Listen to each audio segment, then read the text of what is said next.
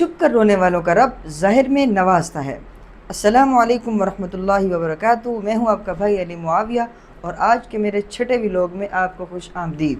آج کے میرے چھٹے منی ولاگ کے آغاز میں سب سے پہلے میں نے بچوں کا جائزہ لیا، اس کے بعد کچھ پروجیکٹ پہ کام کیا، پھر چل دیا اپنی مسجد کی طرف۔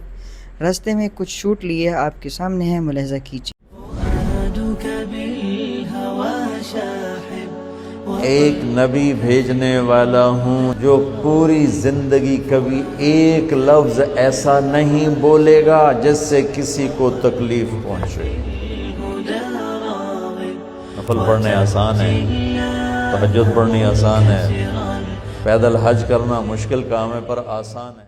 میرا آج کا پیغام یہ ہے، وہ لوگ جو راتوں کو چھپ کر روتے ہیں، وہ جن کے دکھوں کو دنیا نہیں دیکھتی، ان کے آنسو عرش پر پہنچتے ہیں اور انہیں ان کا رب تنہا نہیں چھوڑتا۔ ان ربک واسع المغفرہ۔